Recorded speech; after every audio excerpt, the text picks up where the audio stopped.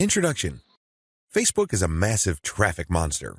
As of this writing, it has over 1.3 billion, and that's with a capital B, daily active users. Think about that. Over 1.3 billion people using the same website day after day.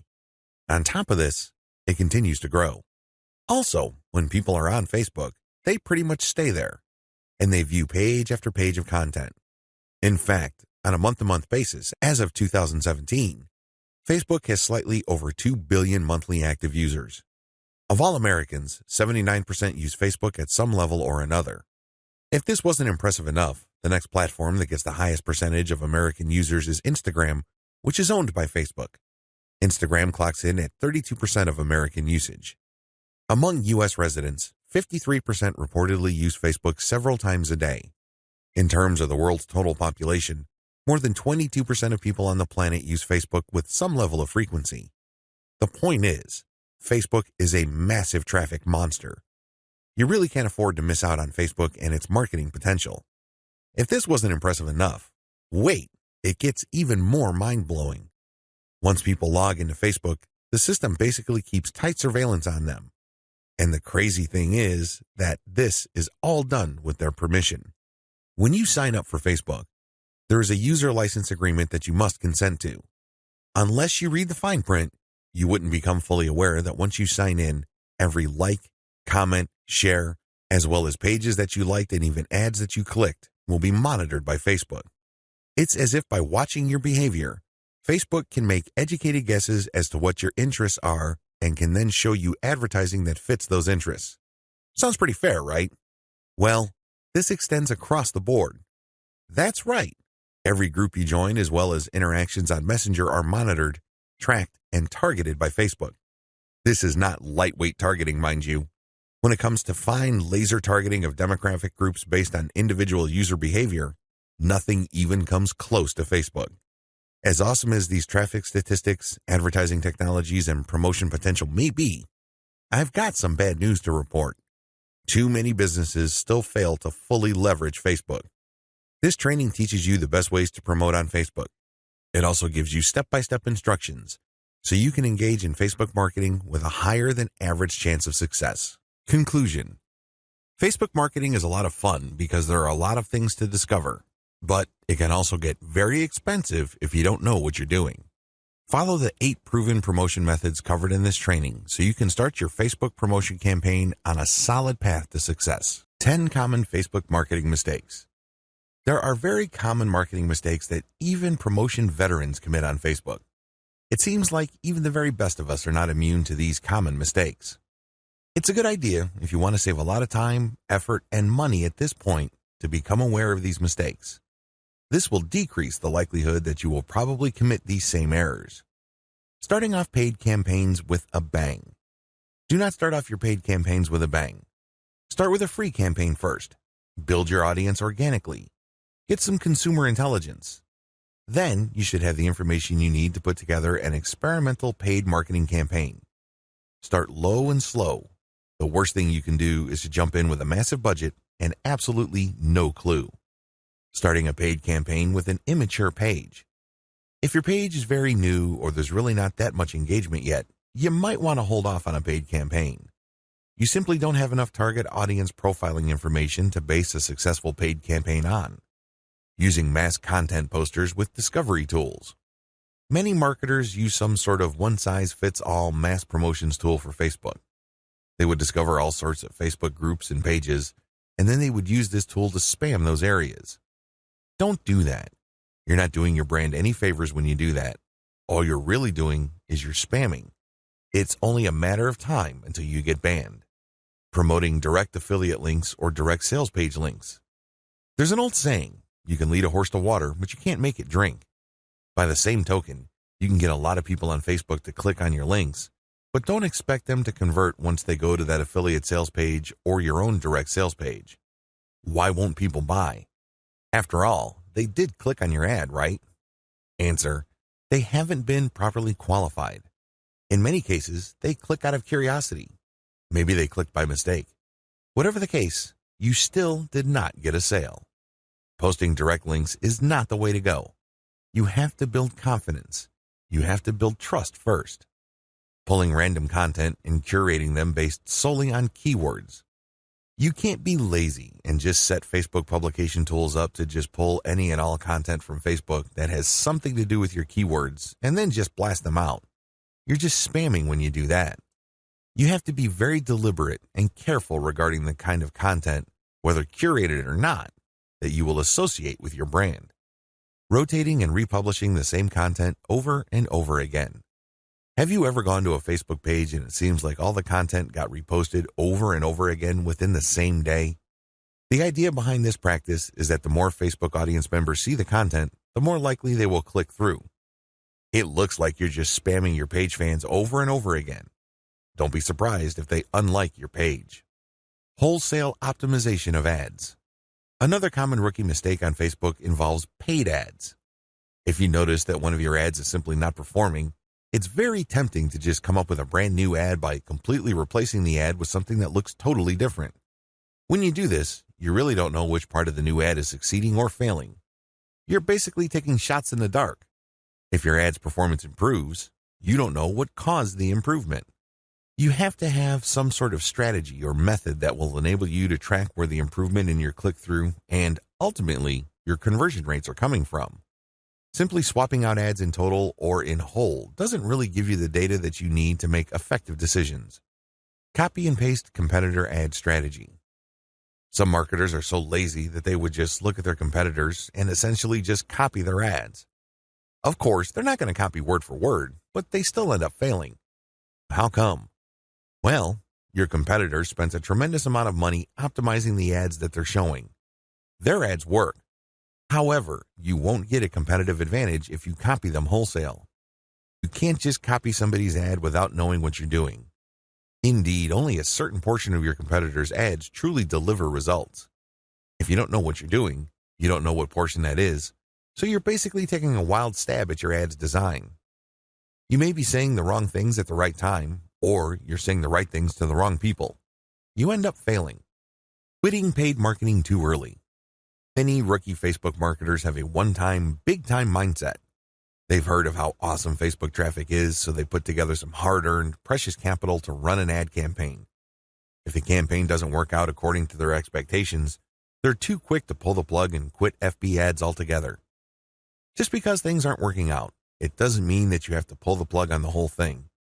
You can stop certain campaigns and start new ones and operate with the same budget. You can make modifications of your existing campaigns. Failing like a huge train wreck.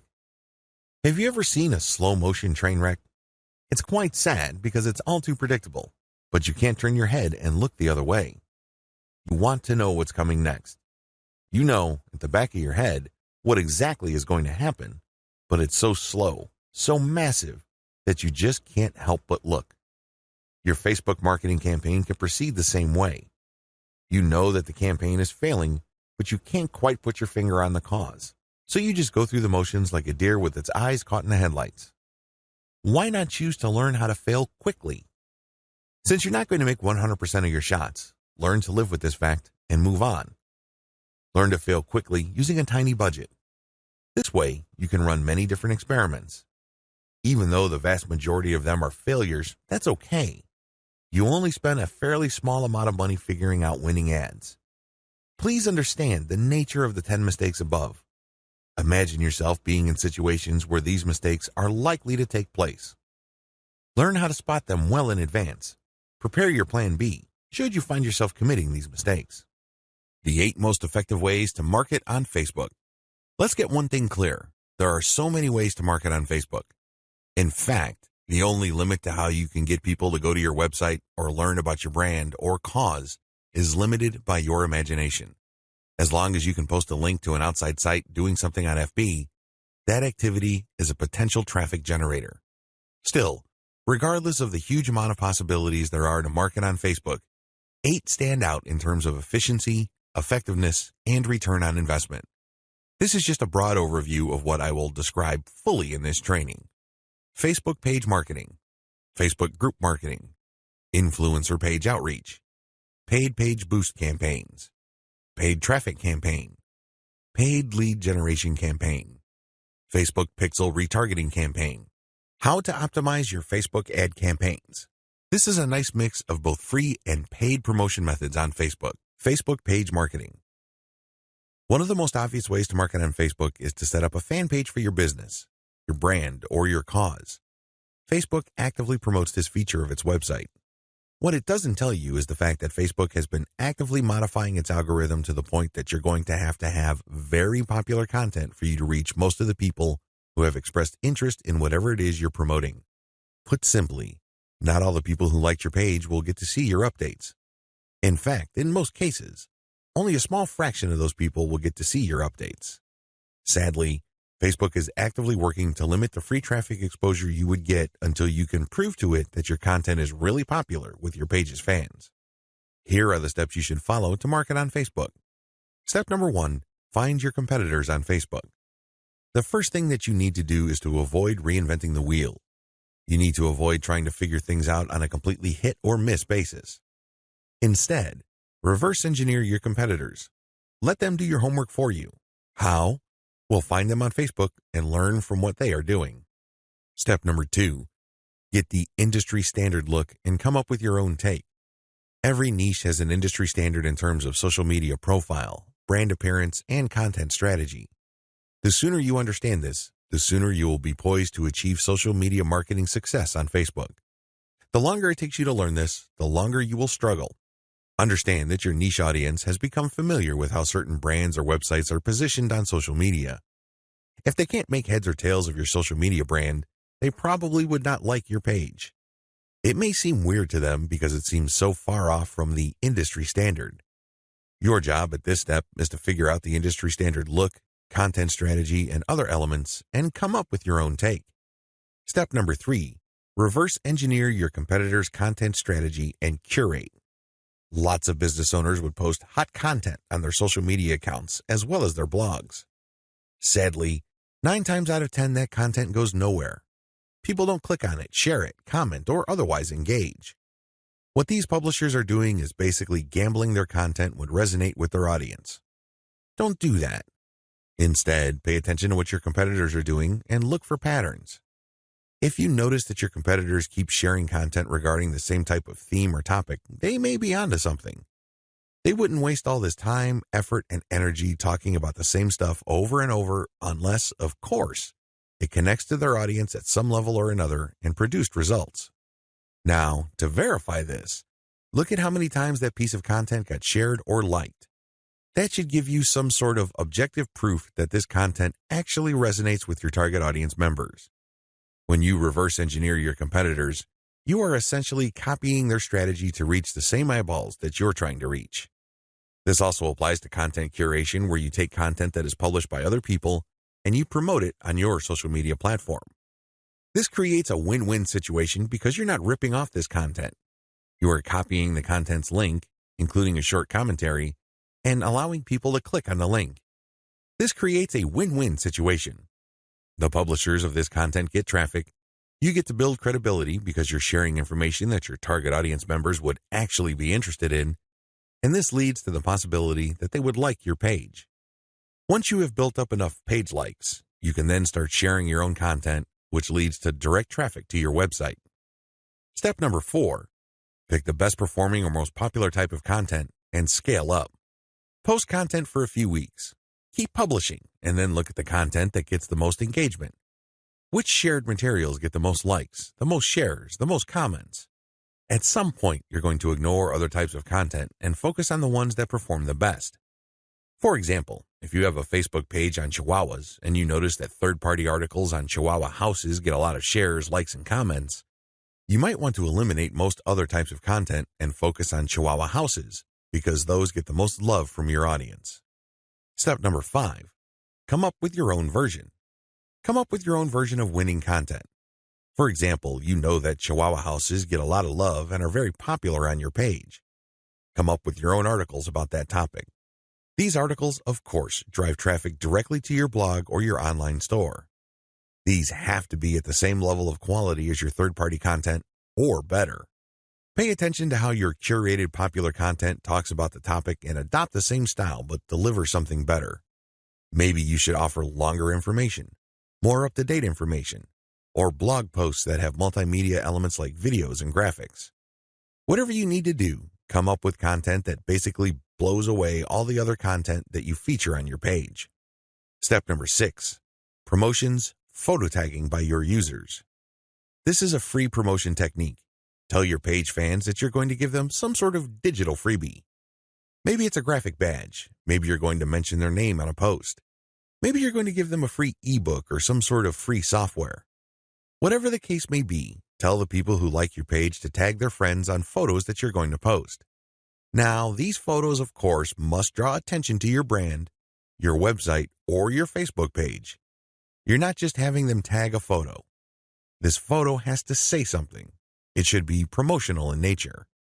The more photo tags you get, the higher the chance that you will get a lot more page likes and also clicks to your website from Facebook. The best news? You don't have to offer money. In fact, studies indicate that money offers aren't all that effective.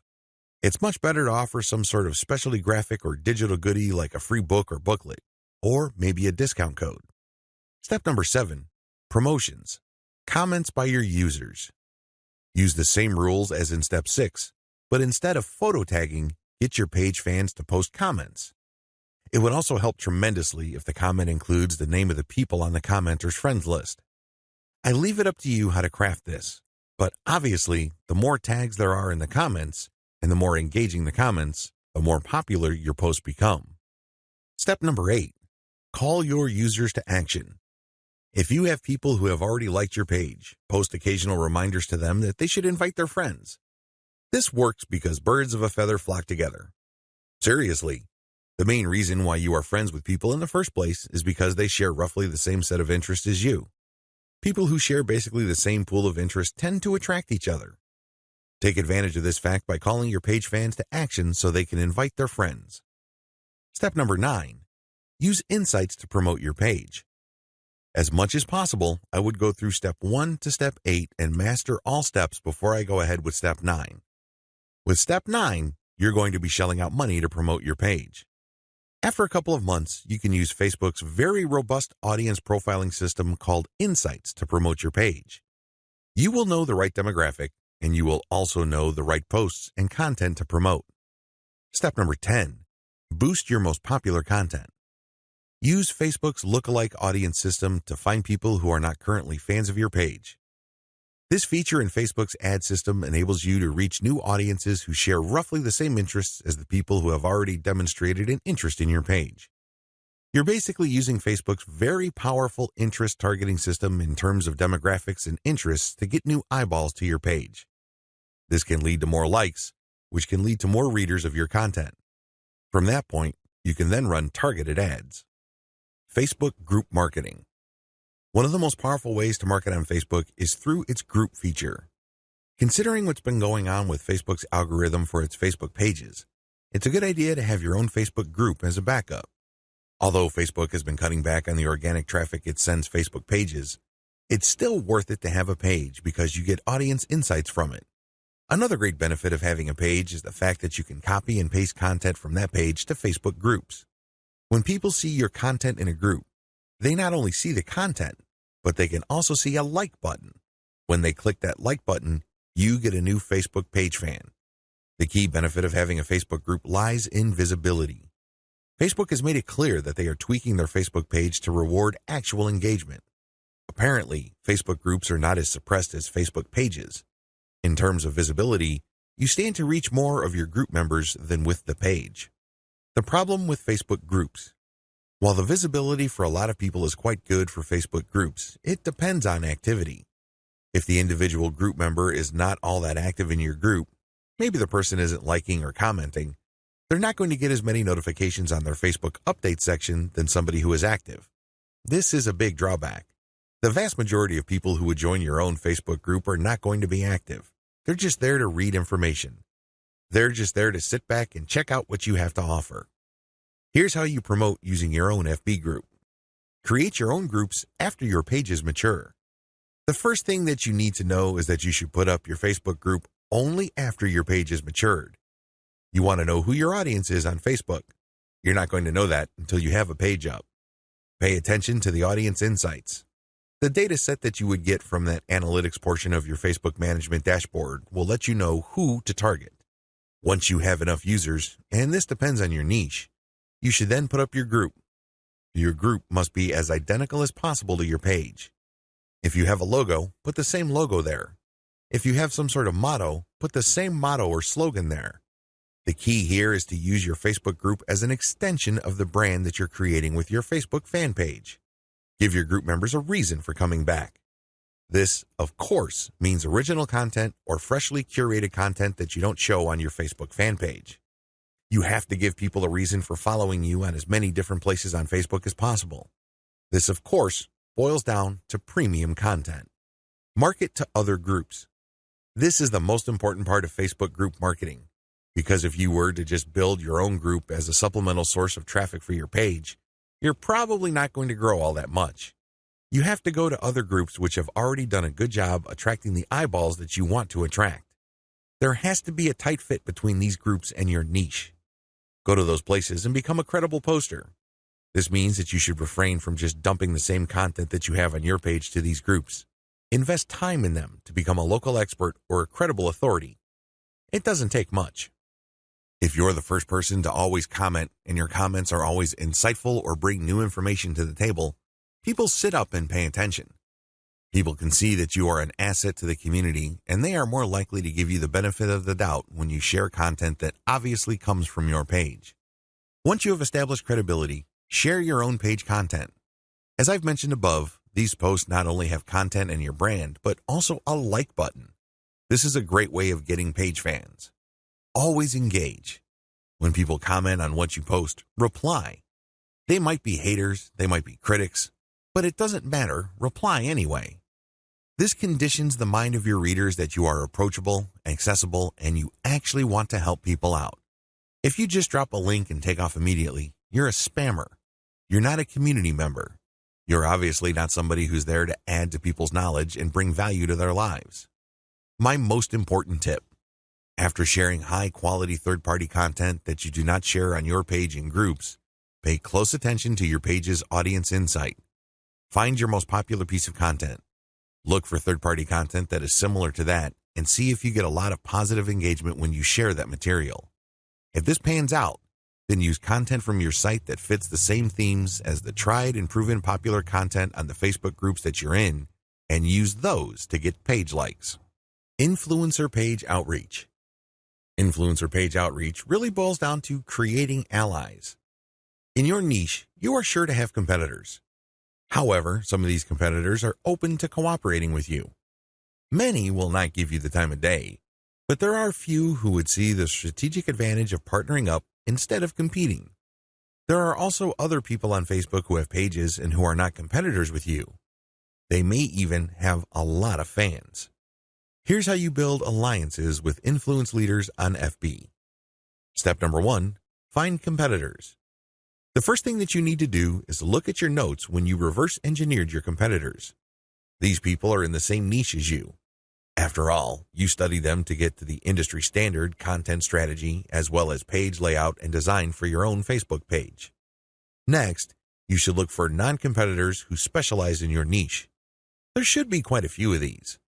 These are not merchants or ones who provide services. They're not competing for the same dollars as you.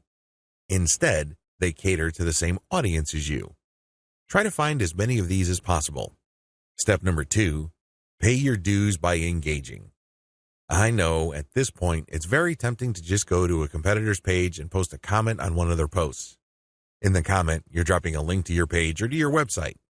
You then repeat this many times on all their posts. Well, let me tell you, if you do this, you're going to get banned. Whatever links you put up will get deleted. It's a waste of time. Don't even think about it. The same applies to influential niche observers. These are non-competitors, but you shouldn't spam them either. Instead, you should pay your dues by engaging. How do you do this? First, you need to share high-quality content. It doesn't matter who wrote the content. It doesn't matter where that content goes to or links to. What's important is that it provides maximum value to anybody reading that content. It has to be on point. It has to deal with a specific theme or topic that you know that your target audience members are interested in. Next, you need to engage with people in terms of answering their questions. Try to be a facilitator. Try to be a mediator. Try to be the go-to source of information for your niche. If people are looking for statistics, go on Google and find them the statistics they're looking for. If they're looking for a video, go to YouTube and search for the content that they're looking for. The more you do this, the more people will pay attention to you because, let's face it, in any kind of online group communication platform, only a very few people actually produce high-quality content. You can count them on one hand most of the time. Everybody else is basically a leech. They take and take information, but they only give from time to time, if at all. Be that expert. Be that go-to resource. Another way you can engage is by asking questions. Now, these questions should not be very basic or dumb questions. Instead, they should be deep, insightful questions. You can also ask questions that try to tie many issues together. Many people are concerned about many different issues. When you ask questions that tie all these together, it can be very useful. You should also give feedback to people's responses. You have to do this in a respectful way. You cannot come off as a hater or somebody who's just plain negative. There is such a thing as constructive feedback. Remember, the name of the game here is to add value to the places that you're on. This means sharing information and enhancing information through proper questions and feedback. Step number 3, become credible, then reach out. At a certain point, people will start asking for you by name. People will try to reach out to you via Messenger. That's when you know that you have become an asset to these groups. That's when you know that you are on people's radars. You're not just this random person showing up every once in a while dropping a link. Instead, you're that person that helps keep these groups together. This is when you reach out. This is when you try to engage with the group admin. Usually, the best way to do this is when they engage with you. Maybe they mention your name, or they send you a message on Messenger. Whatever the case may be, try to wait for them, or reach a high enough level of engagement and acknowledgement from other community members before you reach out. What are you going to be reaching out for? Well, there are many different opportunities on the table. You can ask to swap content with your page. Most page admins don't have a problem with this. You can also ask for a shout-out. Basically, the admin of the page that you're on will tell page fans to check out your page because your page is a friend of the page they run. You can go through some ideas regarding joint events. Now, please keep in mind that this is not like a real event where people have to physically go somewhere, or you have to rent out some hall, rent out security, or get food. No.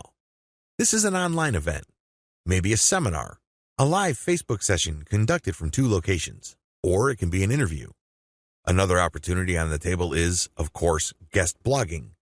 You probably don't need me to remind you of how value-packed this is. Not only do you get eyeballs to your link, which can produce direct traffic, but you also get tremendous search engine optimization benefits if the partner has a high-value blog. You can also reach out for infographics.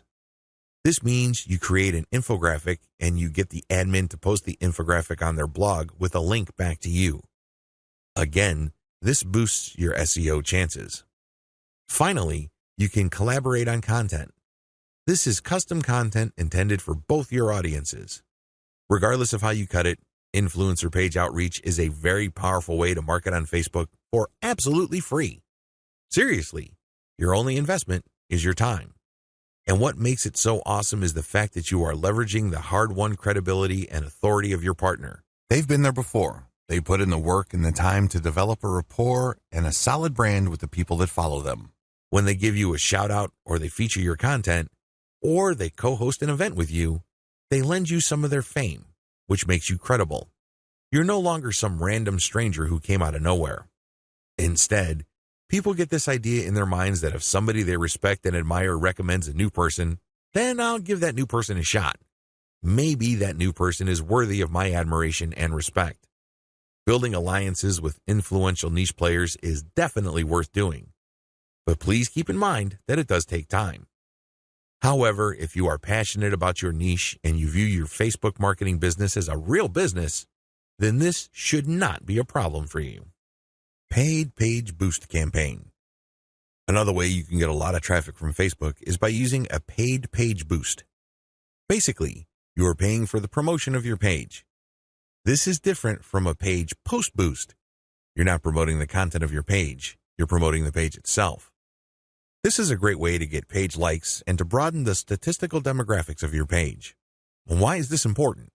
Why is it a big deal that you get a broad statistical demographic snapshot of people truly interested in whatever it is you are promoting? You have to understand that Facebook works best when you target people by their interests. This is a bit tricky because if your page is statistically inaccurate as far as your niche is concerned, you probably would have a very faulty set of targeting parameters. You're not quite there when it comes to getting the interest of people you're trying to reach. This is why it's crucial that your page gets a truly honest snapshot of the range of interests as well as demographic information of the people who are actually interested in whatever you are promoting. This is hard to achieve if you are just promoting your page organically. Maybe you're not putting in that much time in getting the word out about your page. Perhaps you are just sharing the word on several groups that may not line up, demographically speaking, with your niche. Whatever the case may be, there might be a blind spot there. This is why I suggest that at least at a minimal level, engage in some sort of paid page boost campaign. Make sure your page is mature enough before you launch a paid page boost campaign. Make sure that your page has been around for a long enough time for it to build up enough user insight as well as engagement levels for you to accurately target the demographic you should begin with. This is important. If you're able to pull this off, then your demographics will help you run more successful campaigns involving your content or your direct traffic campaigns. These are campaigns that direct traffic from Facebook directly to your target website. You're going to do that primarily using a lookalike audience campaign. Make sure you're ready for a sponsored page ad buy. When you're buying a sponsored page ad campaign, make sure your page looks good. Make sure you're sending the right signals both in terms of graphics and text. You don't want to waste your money, so make sure that at least everything looks like it's ready to go. There has to be enough solid content on your page. This increases the likelihood that you will get a decent amount of page likes. Where does all this lead to? As I have mentioned above, if you get a lot of page likes, you will be able to target your intended audience better. In addition to that, you may be able to increase your reach because the more people that like your page, the bigger your base visibility becomes. If a lot of those people actively engage with your content, that percentage increases, but you're still dealing with the reality that your content will only reach a fairly small percentage of the people who have expressed interest in your content. When you increase the total amount of likes you get, you still have that same small percentage, but the raw numbers are bigger. Believe me, 10% of 100 is definitely going to be smaller than 10% of 100,000. Which position would you rather be in? This is why it's always a good idea to build up your page likes. Hand in hand with this is the fact that you can profile your users better, as I've mentioned above. This higher level of profiling paired with better content management and targeting on your part can lead to more content visibility. How come? Well, your reach can increase because of higher engagement levels. If you pay attention to what kind of content people really like on your page, and you produce more of that content and you fine-tune it so people are more likely to engage with it, this can increase your organic reach. This makes your content more visible. What is engagement? Well, people can share your stuff. They can like, they can react, they can comment. Whatever the case may be, get them to do it. And the best way to do this, of course, is to make sure that the right people are attracted to your page and you put the right content in front of the right eyeballs. Unfortunately, this doesn't happen overnight. It is neither smooth nor easy. It's one of those things that you figure out on your own on a trial and error basis. But you do have powerful tools like Facebook's Audience Insights to see which content is resonating with your audience members. You can't just set this up and forget about it. You have to actively monitor it. You have to look for patterns. But the crucial ingredient to all of this is that your page gets enough likes. That's why you have to promote it at some point. Paid traffic campaigns. For this section, I'm defining paid traffic campaigns in two forms. I can pay to boost the post, or I can pay for direct traffic to my target website. Please note that I have presented this information in that order. Boost posts first, and then pay for direct traffic. There's a reason for this. If you don't master Facebook's traffic to your page posts, then it doesn't make sense to go directly to your target website. You probably are going to spend a tremendous amount of money, time, and effort only to have very little to show for all that. It's better to boost a post in a strategic way so you can understand what kind of content connects with your intended audience. You will then be able to drive traffic to your website. You're actually killing several birds with one stone. By focusing on boosting a post, you can get more page likes, you can get more branding opportunities, and you can also get click-throughs to your target website in the form of a content link. Here's how it works. Post boosts. First, target a lookalike audience based on your user insight demographic. In other words, Facebook is going to show your ad to a fresh set of users who share the same demographic details and interests as your current page fans. People with these similarities are more likely to like your content. You're not going to pay Facebook to show your post to people who have already liked your page. Instead, you are trying to get fresh eyeballs to your page posts. You do run quite a bit of risk. Existing audience post boosts. The next option you have available to you is to boost your post to people who have actually liked your page. These are your actual page fans. They know roughly what you're about. They like your content enough to like your page. They're expecting your content. Unfortunately, like I said earlier, Facebook only shows your content to a small fraction of people who liked your content. Unless your fans select see first when they like your page, Facebook will use its natural algorithm to select the initial group of eyeballs that will show your page content. If enough people engage with your content, then Facebook will show even more of your page fans to your content. However, it's never going to show it to 100% of your fans. That rarely happens. This is why it's a good idea to boost your post to reach more of the people who have liked your page. The upside to this is these are not virgins. They've seen your page. In fact, they've seen it and liked it so much that they have clicked the like button and want to see your content. At least you know that there is some sort of interest there. Still, please understand that while there is a certain degree of familiarity there, and this increases the chance that these people will actually engage with your content and possibly click through to your target site, that isn't exactly guaranteed. Existing audience plus their friends. As the old saying goes, birds of a feather flock together. Friends usually have shared interests. In fact, if you think about it hard enough, that's the main reason we became friends in the first place. We have certain interests in common. We have certain things to talk about, and that's why we're friends. Makes a lot of sense, right?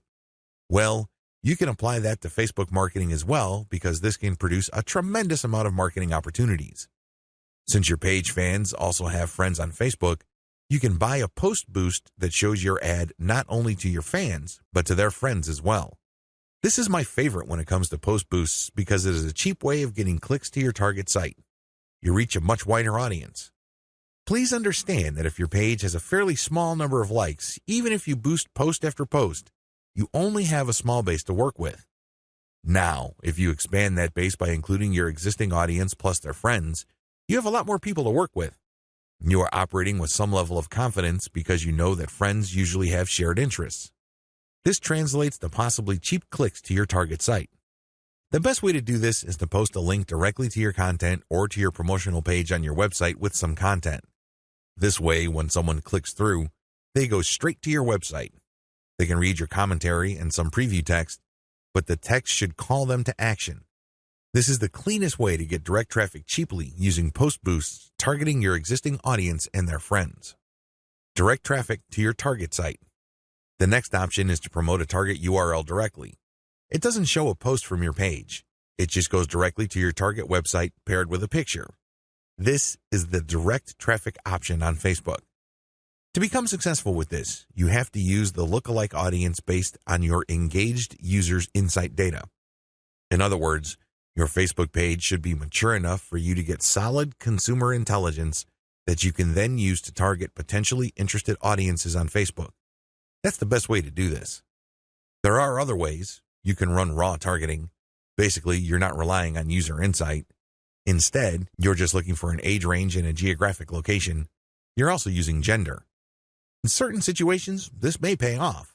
In fact, you may get better results than lookalike audiences, but generally speaking, you should focus on using the consumer intelligence your Facebook page gathered so you can reach people who are very similar to people you know have demonstrated a solid interest in whatever it is you're promoting. Best practices. Use them to boost your results. First, run small tests. This enables you to fail quickly. People who really know their way around Facebook run campaign after campaign after campaign until they're able to connect the dots and come up with a campaign that actually works. This is why you need to run small, cheap tests so you can easily see which campaigns are working out and which ones have failed. Next, make sure your budget is low. Usually, when I run a $1 campaign, that is good enough for me.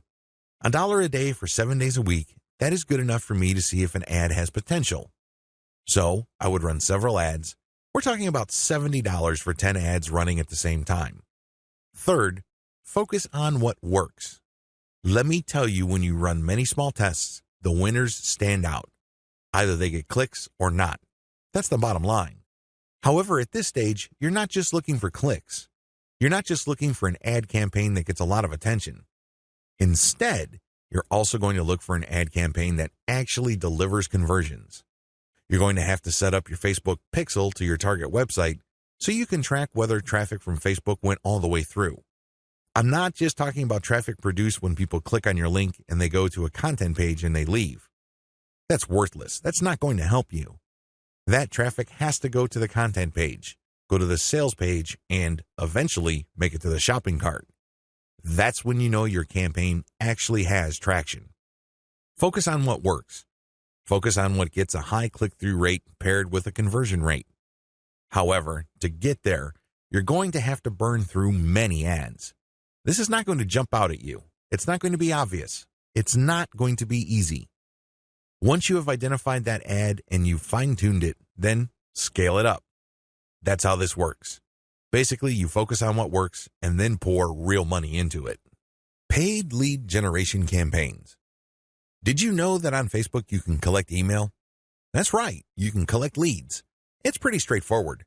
You can run ad campaigns with a lead collection button. It can be find out more, sign up, or other language. Regardless, if you're running this type of campaign, it must be highly targeted. It's really important that your targeting is spot on. I put this part of Facebook ad marketing at this point in the list of marketing methods because this takes quite a bit of work. You should be quite familiar with Facebook before you even try this. You should know your way around Facebook's ad system before you engage in paid lead generation because it can get quite expensive.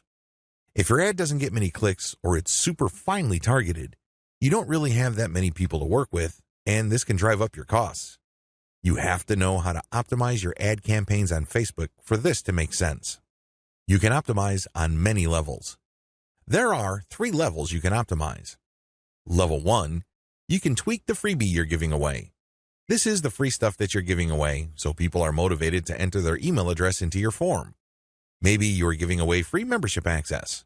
Perhaps you're giving away a booklet or a book or a report, a set of templates, a set of graphics, possibly even giving away software or a mobile app. Whatever the case may be, you are giving out freebies, and you need to optimize these. What I mean by that is the freebie that you give must motivate the most people in your target audience to sign up for your mailing list. This is not easy. You cannot assume that just because you think that your booklet is awesome or is the next best thing since sliced bread doesn't automatically mean people will agree with you. It doesn't work that way. You may have to switch from one freebie to the other until you get a high enough sign-up rate that would tell you that the freebie that you have selected is the right one. Thankfully, this is fairly easy to do with Facebook. You basically run different ads that offer different premiums. Level 2. Level 2 optimization focuses on optimizing your ad copy. As I've mentioned above, lead generation campaigns on Facebook can and do get very expensive. It seems like you're doing all this for basically a handful of emails. This is why it's really important to make sure that you run a fully optimized campaign to get the most results. How do you do this? Well, you optimize your ad copy on an elemental level. Still, I want you to get a heads up this early on regarding the amount of optimization that you would have to do. It is quite intensive. You can't leave things at a surface level. That's just not going to work. Level 3. Level 3 involves optimizing based on conversions. When people click on your Learn More or Sign Up button, they're shown a form. You're going to have to keep tweaking that form to say what it needs to say to convert as much of your traffic into list members as much as possible. This takes quite a bit of time and attention to detail. Again, you have to run these experiments while minimizing your costs. Once you find out something that works, Optimize it to increase its level of conversion. Once you have picked a winner that cannot be optimized any further in terms of conversion rate improvements, that's when you scale up. That's when you pour in the dollars to reach as many people as possible to boost your mailing list sign up. Facebook Pixel Retargeting Campaign. Facebook enables you to put their tracking pixel on your website. It will then track where people go on your site. If people end up at your shopping cart, for example, you can then run an ad reminding people about your site or reminding people about the products that they almost bought. They see these ads on Facebook. Whatever the case may be, Facebook Pixel Retargeting gives you another bite at the apple. One of the biggest problems with e-commerce is that prospective buyers abandon their shopping carts. A large chunk of these buyers simply decide at the last minute or at some point in the buying process to dump their shopping cart. They don't follow through. This is where the retargeting campaign begins. It's basically a way of reminding people who have already expressed an interest in whatever it is you're offering to come back. If anything, you recycle traffic that you have gotten from Facebook. Another benefit of this technology is that it pulls traffic from Facebook that you did not get from it originally. For example, if you did an independent marketing campaign completely free of Facebook, but you put a Facebook retargeting pixel on your page, when people from that independent campaign, maybe it's a forum promotion or search engine optimization or another social media platform or whatever source, go back to Facebook to check their accounts, your ad will show up. Sounds awesome, right? These are all possible through a Facebook Pixel retargeting campaign. There are 2 steps to it, and it's pretty straightforward. Install Facebook Pixel on your website. The first thing that you need to do is to install the Facebook tracking pixel on your site. To do this, you just go to Facebook's business section and look for their pixels instructions. It's pretty straightforward. Even if you're using WordPress as your content management system, installing Facebook Pixel is a breeze. Next, you need to make sure that you drive traffic to your site. This means that you have to let traffic flow to your site for quite some time before you launch a retargeting campaign. It's not a good idea to launch a campaign as quickly as possible. You have to have enough targeting pixels installed in people's browsers for this to make sense. Otherwise, there are just not enough people to work with. Now, keep in mind that if you are in a niche that has generally low traffic levels, then you would have to conduct your campaign even though the overall traffic flow to your website is fairly low. Run ads on Facebook for retargeting. The ads that you're going to run for Facebook Pixel retargeting are going to be a bit different from the normal boosted posts or picture links that you run on Facebook. Instead, these are going to try to achieve 2 things. You can remind people about what they did. Maybe they wanted to buy something, but they changed their mind at the last minute. Perhaps they were reading some sort of conversion article and were about to enter their email address, but they didn't.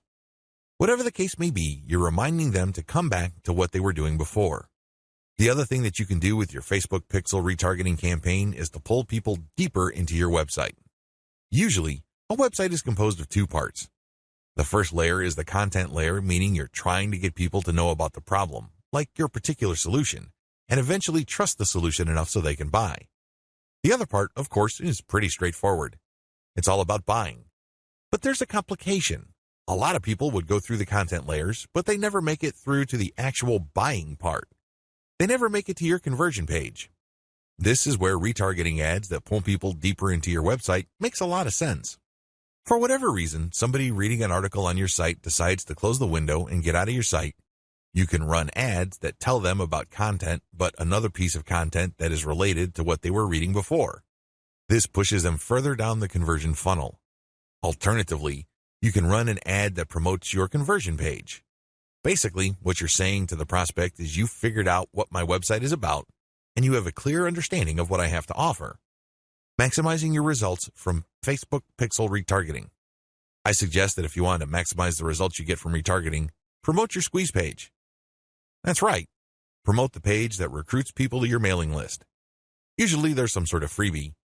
There's usually some sort of book or booklet that you're giving away so people can enter their email address. Whatever the case may be, push the squeeze page. Don't dump them to your sales page unless, as I have mentioned above, they actually reached your shopping cart or conversion page and changed their minds at the last minute. That's pretty much the only situation where you should retarget showing an ad that goes directly to the conversion page. Other than that, convert them to sign up for your mailing list. It's your mailing list with its many chances at gaining attention, building trust, and gaining credibility, which will actually do the heavy lifting as far as converting that prospect into an actual sale. How to optimize your Facebook ad campaigns. Follow the steps below so you don't overthink things and make bad decisions when optimizing your FB ads. Reverse engineer your competitors and come up with a standard model. If you have a personal account, find your competitors and like their pages. Before you know it, you'll start seeing ads either from your competitors themselves or from businesses that are very similar to your competitors. Pay close attention to these ads. Reverse engineer them to find the standard model for these ads. In other words, go through as many of these ads as possible and get a clear understanding of what kind of pictures, headlines, and text they use. Also, if they are mostly promoting posts, pay attention to that. Whatever the case may be, look at what they're doing and see common patterns. Focus on the most commonly used strategies because this gives you the industry standard model. Don't get sidetracked by ads that seem so different, so new or so innovative because if they are so different from the industry standard model, they're outliers. There's a high chance that those ads do not convert. Come up with your own version and test with a low budget. Test with a low budget. You don't want to burn through a tremendous amount of cash during the testing process. There will be a time and place for you to get crazy with the budget, but now is not the time. Create variations and test. Now that you have come up with your own version of the standard model, create variations of it and then run low-budget tests. Do not do this randomly. Do not do this based on your feelings or impulses. Instead, you have to follow certain rules on how to create variations. Otherwise, you wouldn't know which part of the ad accounts for its greater success. I've seen this happen many times. In fact, I've committed this mistake before. I would take an ad and test it. I would notice that it's not getting that many clicks, so I'd change half of the ad. Maybe I change the picture and then the headline, or I would change the heading and the description. Whatever the case may be, I would change half of the ad, and sure enough, it would improve. But when I try to improve things again by changing the other half of the ad, it falls apart. You want to establish a way of effectively tracking which changes accounted for which improvement. By using this method, you can optimize parts that work to reach peak convertibility and then work on the other elements of the ad that could use some improvement. However, you have to do this in a systematic way. I've described this in the section below. Pick the winner and make further variations. Now that you have made variations of the original and you ran a test, there will be at least one winner. It gets the most clicks and conversions. Make variations of it and you run the test again. Keep testing until you find the ad that delivers the best return on investment. The end of this process is pretty straightforward. You keep making variations and you keep testing on the cheap until you find an ad that delivers the best ROI. In other words, it delivers the most conversions while costing very little money. I know it sounds like a fantasy at this point, but it is doable with testing. Scale up.